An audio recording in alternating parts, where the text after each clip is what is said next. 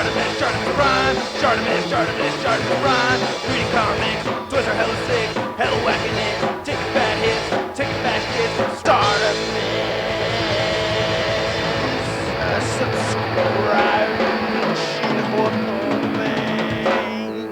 They get the brains on the guy with the big head. Leader? Hey, what's up, you guys? Chartemis Prime here doing another Transformers review on the Reveal the Shield Perceptor. I want to give a big thanks to Sean Long for finding this guy for me.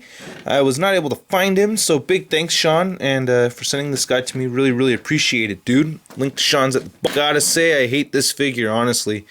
Sorry, Sean, I really appreciate you sending it to me, but this figure actually pisses me the hell off. I like his robot mode, but this alternate mode pisses me off. It's not the aesthetics of it that really tick me off, because the G1 Perceptor is actually a microscope, and I don't actually have it, but I have a picture for you right here. So the thing that really ticks me off is that I can't get all of his wheels to roll. Now you can see that I have the right wheel rolling right there, okay, but like I can't get the left wheel to roll, and that frustrates the hell out of me. And for some reason, this tab right here that goes into the top doesn't stay in, and it stays in perfectly fine on this side. That kind of shit just pisses me off when one side works and the other one doesn't. And I've transformed this thing back and forth many times and read the directions thoroughly. Getting his arms in right here is a real pain in the ass. It's like, I feel like this is touching the bottom before the wheels, so even though it's actually, yeah, it kind of is, just on the one side, I just can't get it flush. And if I move this tab up, then something else pops out over here on the other side.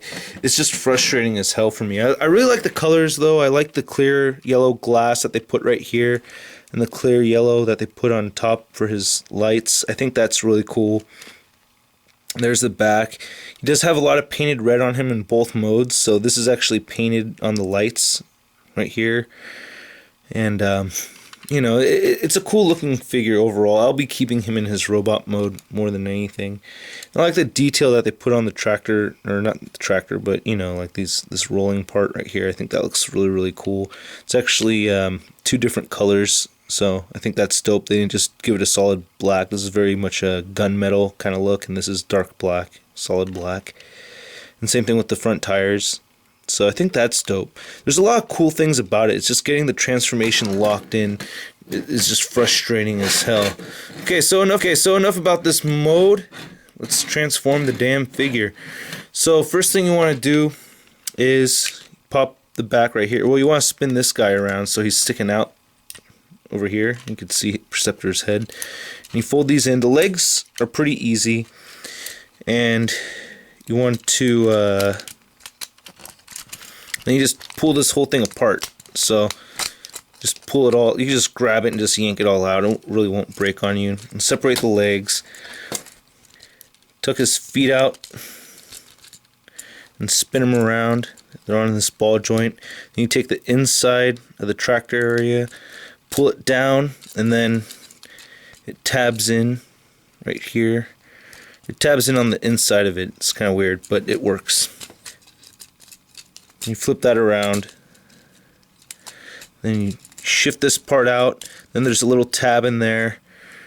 It's really hard to see, but you can see this goes in there. You can see that. Then that stays solid. So I'm going to do the same thing to the other side. And then you slide the legs out. And that's pretty much the legs. Now the arms, well, I like to pull this up right here. So this kind of does this folding thing. You can stick the head up already. Just push this up right here. As John 3.0 said, the original has the same kind of thing where the head pops out. The arms is the part of the figure I hate the most. But, you know, I just split them up and pull this out. And then, actually, you have to pull it in and then switch it like that. Then swing it around. What did I do wrong here? Yeah, no, that works. You have to have the second teal piece facing outward. That's it. Okay, and then trim the arms. I don't know if you're able to understand that, but you basically want to rotate it around so that this second piece is sticking up like that. So that's going to fold in to the back. And that folds in right there. That's pretty much it. Just got to shift things around correctly. So you got his bicep twisted around right there. Same thing on the other side. And then his gun, or shoulder cannon I mean, fold this out here. And that tabs into place. Then you push this down over here and then stick that out right there. And he's got this little viewer right there, which is a cool clear plastic. I like that. And you can actually see, you know, it's got the scope and everything. It's a cool face. And he does have the light piping, which works okay. He's also got this deal where you pop this open and you could, you know, reveal the shield and stick your thumb on it. And of course that never works when you want to do a review. Yeah. So that's pretty much Perceptor's robot mode. I forgot to mention you go on to tab in this part right here at the waist. It clicks in down there. It's a very cool robot mode. I like it a lot. I really like the colors that they chose. Very G1 reminiscent. Again, here's a picture of his robot mode from the G1. So you can see it's very similar. I like that a lot. If you check out John 3.0's video, he does a size comparison of the two figures. I think that one stands about like right here, which was a very cool figure. I used to have it, but it got tossed away with a bunch of other G1 figures, so I know it's the devastating story of my life. But I like the chrome that they did right here for, you know, the spinning dealies. That works pretty damn well. I think that's very, very cool. He does have a good amount of articulation. His head does not move up, but it does move side to side a little bit. Won't do a 360 for you, though. And another complaint is that this part doesn't really stay in really well. The shoulders, I feel like they're supposed to lock in up here, but they don't really, so that kind of sucks. It'll fall apart a little on the back there, so it's another complaint. Believe it or not, overall I do like the figure, but it's frustrating. So he does have these ball joints right here on the shoulders, bicep rotation, single jointed elbow, and he does have wrist articulation. He has no waist articulation. His legs move up and out, rotate at the thigh right there, single jointed knees, and he does have a ball jointed foot, which moves around quite a bit, but isn't really that helpful because the tank part thing right here is, you know, is on the floor, so kind of doesn't allow it to move as much as you want it to. But yeah, that's basically it. Here's some size comparisons really quick.